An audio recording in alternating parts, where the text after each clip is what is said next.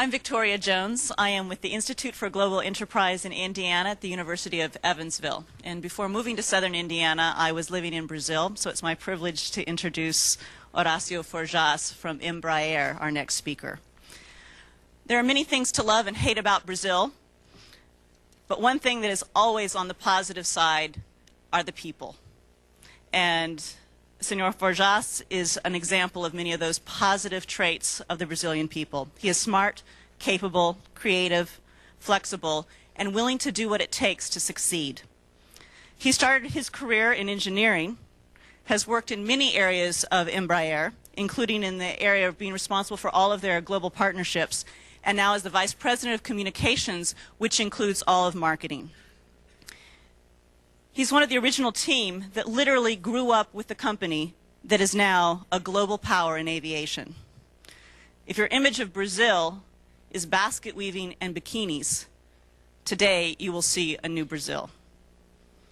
Embraer is only 36 years old, not even middle-aged as people go. But in 36 years, Embraer has made an average of 100 planes per year. Those planes are flying today in 58 countries. In 36 years, Embraer has grown to be a company worth $3.5 billion. To tell us about this global power, please welcome Horacio Forjaz.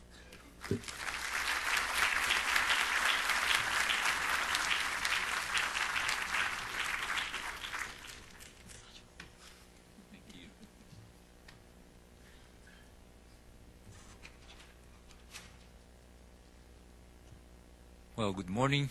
It is certainly a pleasure and an honor for me to be able to share with you the history and the achievements of Embraer in this BRIC symposium. It is also a special occasion because Indianapolis is special for Embraer. Indianapolis is the home of one of our key industrial partners, Rolls-Royce. Rolls-Royce does provide the engines that equip our ERJ-145 family. And Indianapolis is as well the home of Republic Airlines. Maybe most of you don't know Republic Airlines because it doesn't fly on its own colors. Republic Airlines flies in the colors of American, Delta, United, and US Airways. And they do have more than 122 of our aircraft. I will start with a short introduction about what we understand aeronautical industry means. I will then cover a little bit about Embraer's history, because what Embraer is today cannot be measured by its 36 years of age. It goes well back that. And then I will go and address Embraer's today. So we see aeronautical industry as a very special industry. It is considered strategic by most of the nations, and it has been an ambition by many nations not accomplish it. And when I mean aeronautical industry, I mean having the ability to dominate the full cycle of this industry. This means to conceive, to develop, to manufacture, and support products worldwide. It is a very capital-intensive industry. You may have heard the new A380 aircraft developed by Airbus will require $13 billion investments. It does require a very high qualified workforce, and probably no other industry employs so many advanced technologies at the same time as the aeronautical industry. It does require long maturity periods, and it allows products, developments aimed at military applications to be employed also for commercial applications. and in some cases vice versa. It is strategic because it is able to generate high-valued products with positive impacts on exports, contributes to integrate large territory nations, and when successful, it brings unquestionable success to its home countries. It is, in general, supported by central governments, and the controversy between US and European Union is more than ever present. Airbus being accused of taking advantage of very generous subsidies, and on the other part we hear Europeans saying that government defense contracts are used to generate technologies that are then used for commercial applications. It is an industry able to generate and distribute wealth. And this slide that you're seeing, it summarizes Embraer's contribution to the nations, to Brazil's trade balance. This means $18 billion on a 10-year time frame in terms of exports in a $6+ billion surplus. Let's talk a little bit about Embraer origins. It dates back to the end of World War II, when for the first time the aeronautical industry, aerial power, had an important role in the definition of that conflict, or a worldwide conflict. Aeronautical industry was understood as strategic for integration of vast territory nations. It was clear that it was a requirement in terms of self-determination of nations. In the case of Brazil, there was plenty availability of qualified engineers and technicians immigrating for a destroyed European continent. And Brazil had accumulated a history, a reputation of being able to generate prototypes, but unable to produce them on a series on an industrial basis.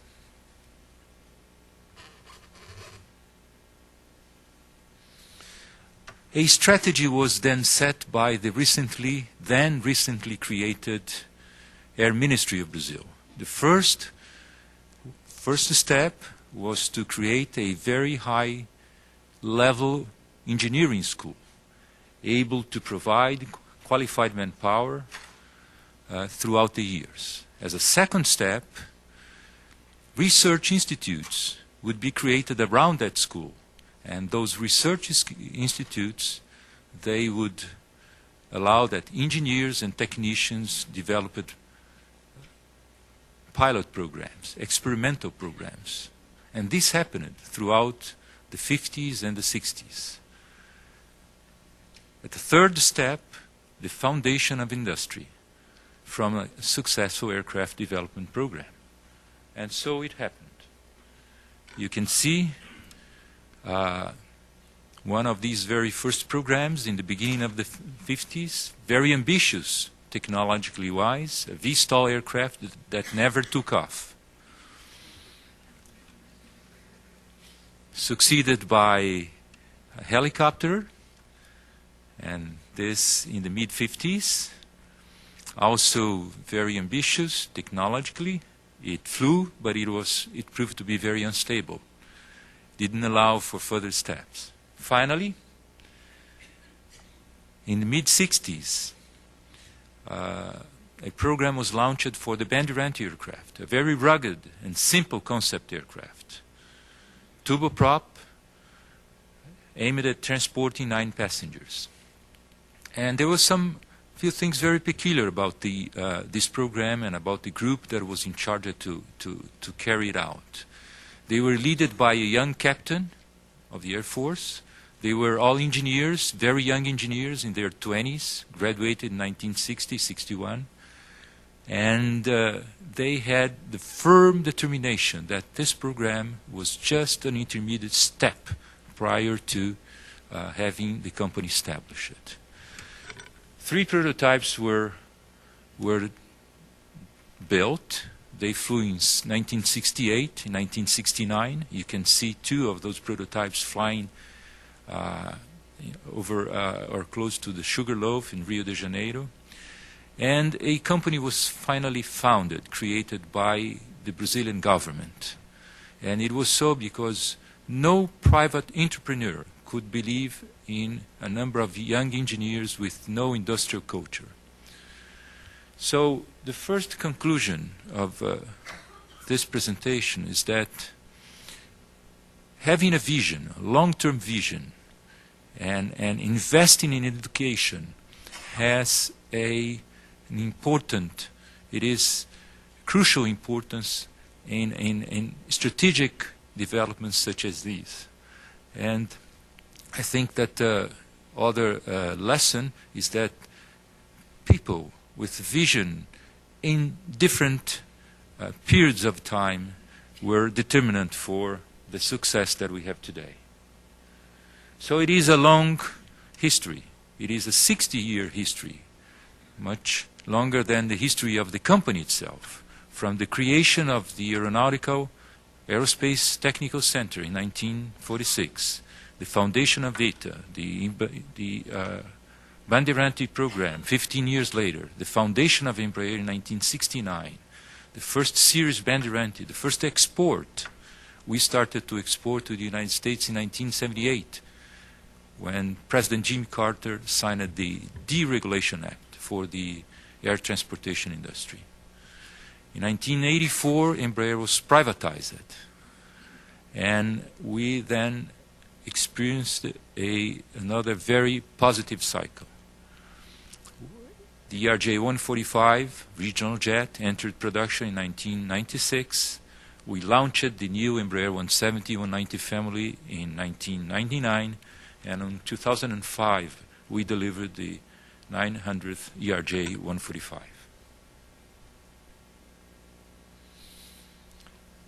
We experienced a crisis in the late 80s, which was the result of a number of factors. As you may well remember, President Reagan and Secretary Mikhail Gorbachev, they entered discussions in mid-80s, and this resulted in the cancellation of a number of military programs. Brazil was not in the front of the Cold War, but it followed the system. And as a result, Embraer had also canceled a number of defense programs, and during 7 years we didn't have a single government contract. We suffered with the downturn in economy after the first Gulf War. We saw the aerospace industry being reshaped with mergers and acquisitions, and we didn't participate in that. We decided we should go private in 1992. And this slide shows the behavior of Embraer's income. From 1999, we experienced declining incomes in the first half of the 90s. Privatization was an inflection point for Embraer, and a new cultural revolution took place at the company. Focus on results, new entrepreneurial culture, new finance and management competences were brought in. We developed a new organization, client-oriented, agile and responsible, making use of best practices and available resources. We built a new relationship with our employees based on clear, open, and transparent communication. And our shareholders, they showed commitment to the company. New shareholders, altogether, they took out from their pockets $520 million. So the company we see today is the result of two cultures: a highly technological industrial culture, which is the heritage of our state-of-the-art years, and a clear, open, entrepreneurial culture from the brought by the new acting controlling shareholders. Embraer today is one of the world's major commercial aircraft manufacturers, with a significant market share, global customer base, renowned international partners, excellent financial performance, and we have been Brazil's largest exporters in 1999, 2000, 2001. Following 2001, as you all know, we suffered, as many aircraft manufacturers suffer, the long consequences of the September 11 terrorist attacks. We see aerospace industry as based on 5 fundamentals: high technology, qualified people, global presence, cash intensiveness, and flexibility. Let us go through that very quickly. High technology is something present in the aeronautical industry everywhere, not only on products, also in processes, in the infrastructure that supports the whole operation. And we are very proud of our virtual reality center. It was created in year 2000, and at those days we invested about $3 million. Very few companies in year 2000 had this capability. Today it is more disseminated. It allows the visualization of the aircraft structure in real dimensions, in every details, months, perhaps years before it takes shape. And by doing so, we can improve design, correct mistakes, and shorten the development life cycle. Some other examples of high technology: ergonomic analysis, KBE, what we call the digital mocap, simulations of all sorts. Qualified people is required to work with high technology. And at Embraer, high school level is the minimum level. Maybe this is something that would sound normal in U.S. industries, but not in a new emerging society like Brazil. College undergraduates 30%, graduates 8%, and 25% of Embraer employees are engineers. We have invested in education heavily in training. This amounts at more than $85 million in the last 5 years. We take a special pride of our 18-month it is post-graduation course in aeronautical engineering. In fact, it has the same level as a master's course in Brazil. Our employees have grown. Following our crisis years, we reached a low peak of 3,200 people in April 1997. From that point on, with the launch of the ERJ-145 family, we grew. And we have grown up to 16,000 people as we are today. Mostly established in Brazil, but also in the United States, in Europe, in China, in Singapore, and more recently in Portugal, where we acquired in the beginning of this year a maintenance, revision and overhaul company called OGMA. We understand the aeronautical industry as being a global business, and I have a slightly more updated figure than Victoria has mentioned. Actually, today we fly in 63 countries on the 5 continents. We have 5 plants in Brazil, 3 in the São José dos Campos, a city nearby São Paulo, where we have our home quarters. In the United States, we've been present in the last 25 years. Initially with a product support, marketing and sales facility in Fort Lauderdale, then a MRO company in Nashville, and we are building a new facility that will produce aircraft to the United States Army and Navy in Jacksonville, Florida. We've been in France since 1983 with a facility dedicated to product support in the Le Bourget Airport. More recently, marketing and sales department in Villepinte, which is close to the Charles de Gaulle Roissy Airport. In China, we initially established ourselves with a marketing and sales office in Beijing, and since 2003, our first industrial unit outside Brazil, in Harbin, northern eastern China, and Singapore. We have a marketing sales office that takes care of South Asia, India, and Australia and New Zealand.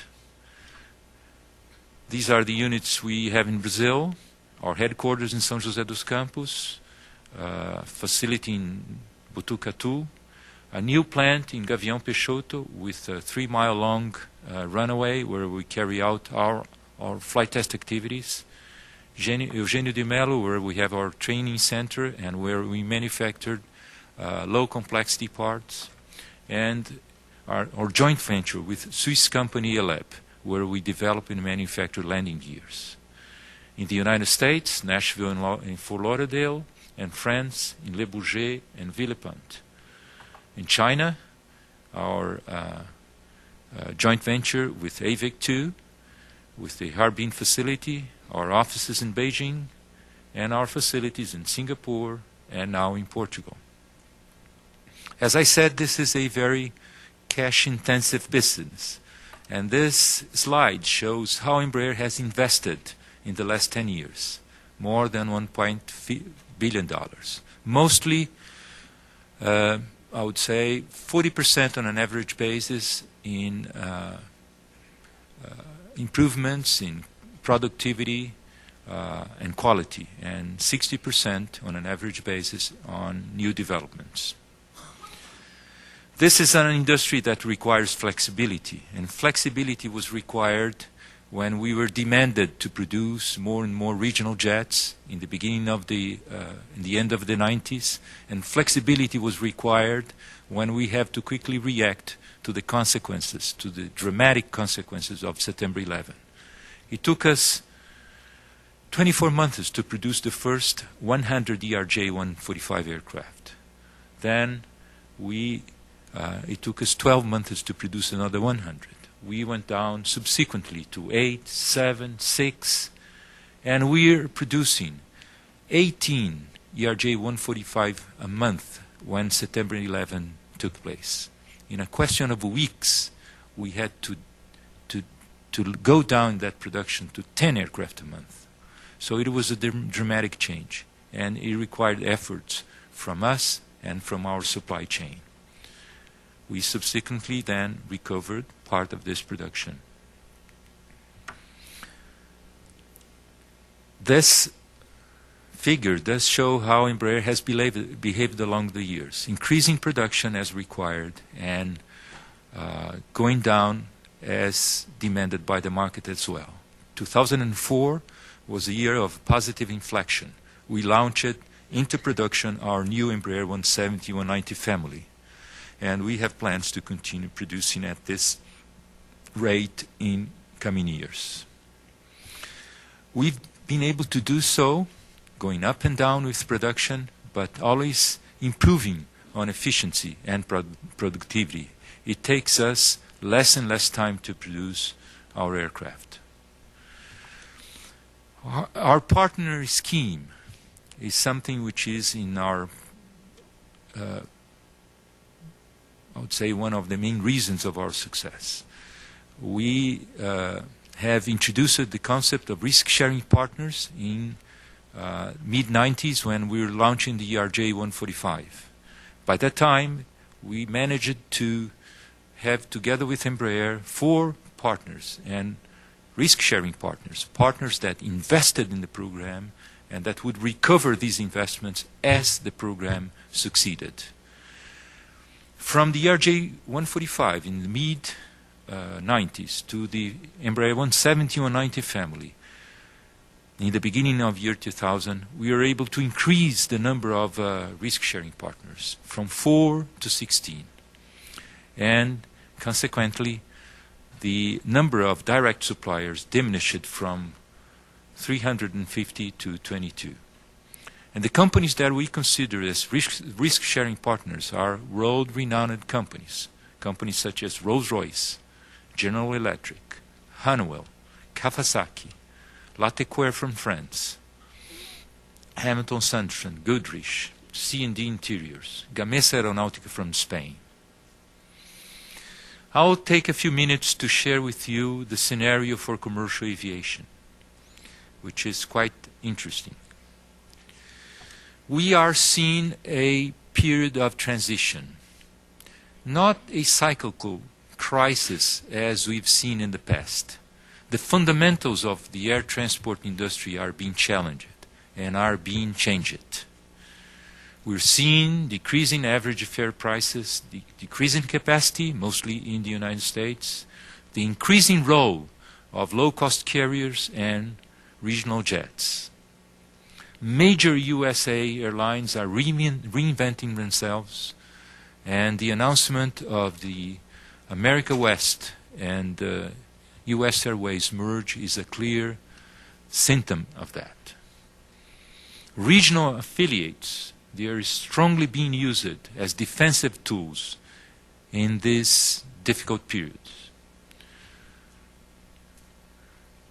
And this slide does exemplify what I'm saying. Low-cost carriers and regional airlines with a growing market. Where this will end, where the balance point will be met, it is not clear for us. Although there is a general consensus that by year 2003 we'll have an even increased role for regional airlines and low-cost carriers. We have our ERJ-145 family. It is comprised of 4 models that go from 37 seats up to 50 seats. And they have been used as a dynamic tools. When markets are strong, RJs help to expand catchment areas and to add more frequencies. They supplement mainline jet capacity, they introduce secondary to secondary market services. And they're used to open long, thin routes. When times are bad, when markets are weak, we've seen RJs help mainlines to protect their markets by maintaining high route frequencies, by replacing unprofitable mainline jet in services, and by right-sizing capacity with demand. This picture shows the role of regional jets. In blue, what they meant 10 years ago. In red, what they mean today in the United States and in Europe. This is the ERJ-145 family order book. We have been able, between firm and options, to sell more than 1,200 units. Of those, we have delivered around 800. And we still have a firm backlog of 103. However, in the end of the 90s, we were able to detect a void. We call that the 70 to 110 seat gap. It was clear to all of us. And so we decided to launch a new family of aircraft. We are also able to detect that about 60% of flights departing in the United States, they would be better served by aircraft between 70 and 110 seats. And the family we launched is comprised by the Embraer 170 for 70 seats. It is already flying, it is certified, flying in the United States in the colors of US Airways and United. In Europe, in the colors of LOT, Polish Airlines, Alitalia. The Embraer 175 for 75, 78 to 86 seats, standard configuration 78. The Embraer 190 from 98 to 106 seats, and the Embraer 195 from 108 to 118 seats. It is clear that this new family that was developed from scratch, not derivative from any existing aircraft, was able to offer much better comfort characteristics to passengers. And this cross-section this figure just shows how does it compare with the competition. The double bubble concept that we employed allows for maximum horizontal distance right by the shoulders of the passengers, proportioning more comfort. The width of the seat of these aircraft are larger than found in an A320 or a 737 aircraft. So passengers can enjoy full comfort while flying in smaller aircraft.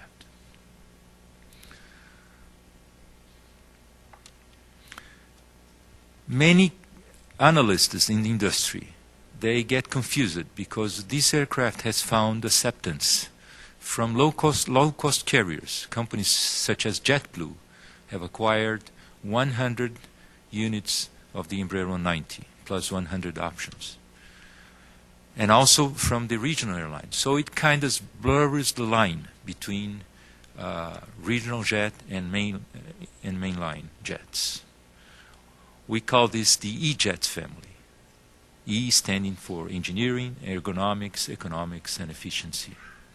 This is the Embraer 170, 190 family order book with a total of 755 aircraft commercialized. Of those, we have delivered, as per the first quarter of 2005, 46. And as a total of 2,000 aircraft between firm orders and options.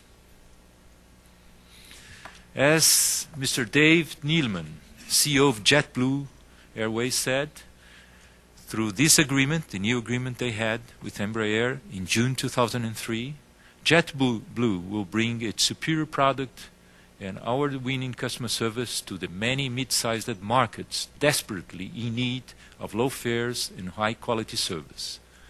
With a combined Airbus and Embraer fleet, we believe we will be well-positioned to offer a better product to markets of all sizes in the United States without compromising the low fares, cabin comfort, and great services that are the hallmarks of JetBlue experience. In year 2005, we had important announcements. With the Saudi Arabian, we announced the sale of 15 Embraer 170. And it is important, not exactly because of the number of aircraft, because it is a new market. Aircraft of this size, until today, did not fly in the Middle East. So we are opening new frontiers. Flybe, which is a successful low-cost carrier in Europe, followed the same steps as JetBlue and announced new acquisition of 14 plus 12 Embraer 195s in Europe. Since they don't need the range that JetBlue needed, they could afford to go from the Embraer 190 to the Embraer 195. Paramount Airways, a new company being launched in India, has announced the acquisition of 5 Embraer 170, 175. And this is quite important as well. India is a new market for regional aviation. And GECAS, the leasing arm of General Electric, announced the sale of the acquisition of 20 Embraer 190s. And this is important because until today, GECAS had always split its orders between Embraer and our competitor Bombardier. For the first time, they announced an Embraer sale only. And this, for us, is a clear indication of the way they want to follow. I'll briefly speak about our defense products. We go from systems and services, training aircraft, intelligence, surveillance, and reconnaissance aircraft, combat and transport aircraft, offering all ranges. The Embraer Super Tucano, a high-performance evolution of the proven Embraer 312 Tucano trainer, with state-of-the-art systems and advanced avionics, well prepared to carry out counterinsurgents missions, border patrol missions. Together with our ISR family of intelligence surveillance aircraft, we have models for air, ground, and sea surveillance. And more recently, as you'll see, we were awarded a contract with the U.S. Army and U.S. Navy for a derivative of this family. The Embraer 145 AW and C, the air surveillance version. The Embraer 145 RS stands for reconnaissance air-to-ground system, which both of these aircraft are being used in the northern territories of Brazil, detecting intruders and detecting unauthorized runaways. As you certainly are aware of, due to this vast territory, the northern part of Brazil is almost an open door to all sorts of illicits. The Aerial Common Sensor aircraft is intended to be as a battlefield surveillance aircraft, and 58 of these aircraft have been contracted by the U.S. Army and U.S. Navy in a contract which is led by Lockheed Martin, and to which Embraer is a participant.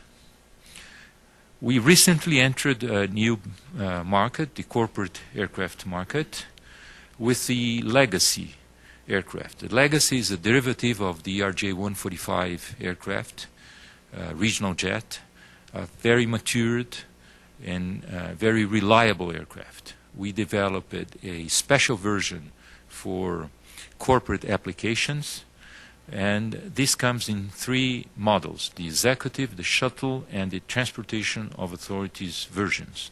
This is the Legacy Executive, flying over Lake Tahoe, and this is the aircraft interior. It is comparable to the Gulfstream G4.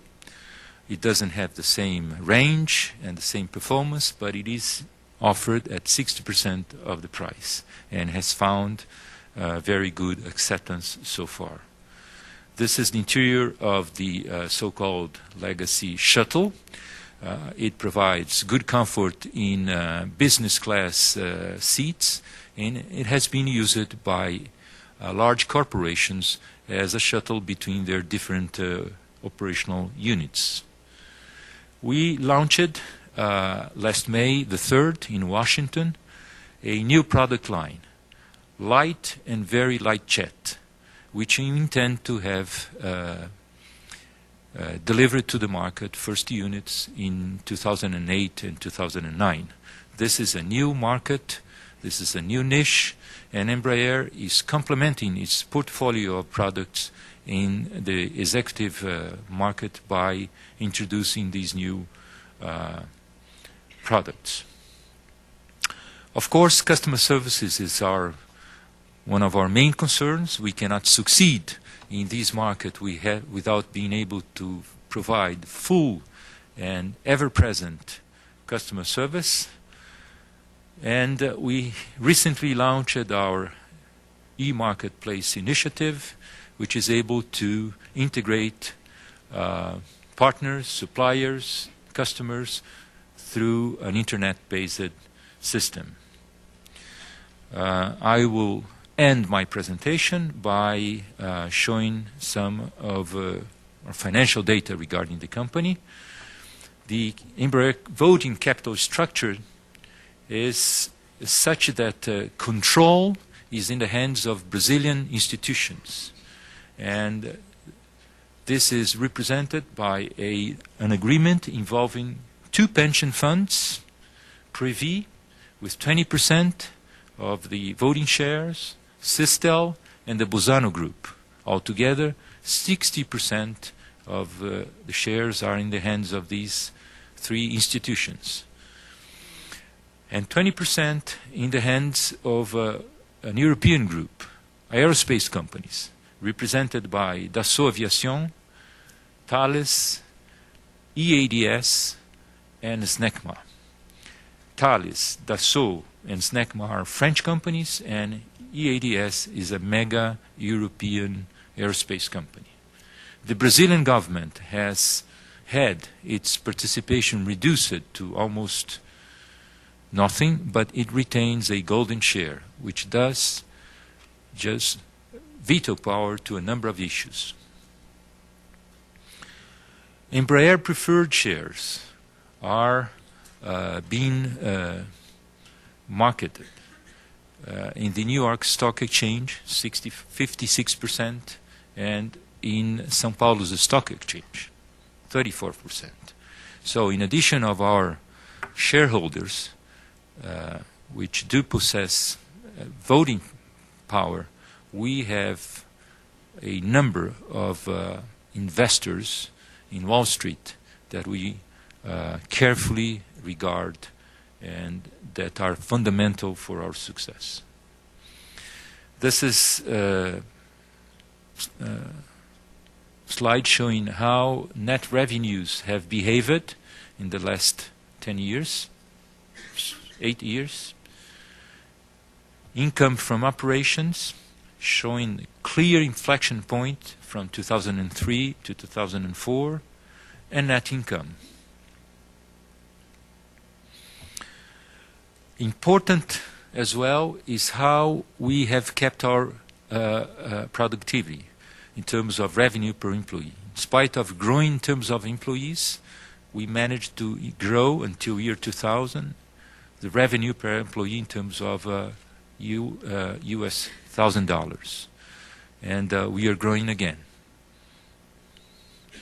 Exports, as we have seen in the beginning of the presentation, and our backlog, which is still quite strong in spite of the hurdles suffered with September 11. We are a company mostly centered on commercial aviation, although we've been making efforts to increase the contribution of defense and corporate aviation. And in fact, defense contracts have more than doubled in the last 3 years. So in spite of us growing, we have managed to grow even more the contribution of defense, and we hopefully will do the same for our executive aircraft business. Mostly export, as you see, 92%. And finally, we are very proud of Embraer's behavior towards its employees. We support them in terms of pension fund, not contribution defined, not revenue defined as today most U.S. corporations face difficulties with. We provide for support with transportation, meals, and medical support, but mostly we are proud of our variable remuneration scheme, which goes across the entire company, from the very upper level until factory floor. And this scheme is such that whenever shareholders take home dividends, 25%, or the equivalent of 25% of what they take home, it is divided among Embraer employees. 30% on a headcount basis, 70% on a salary proportion basis, provided that each employee and group of employees has achieved its targets, his targets, as agreed in the beginning of the year. This has meant, in year 2004, an additional of 6.8 monthly salaries to employees in the factory floor. As a result, every employee at Embraer is very much conscious of how important the variable remuneration scheme is, of how important it is to achieve the company target plans, and as a result, unions have had their voices diminished among, or influence diminished among Embraer employees. This does end my presentation. I thank you very much.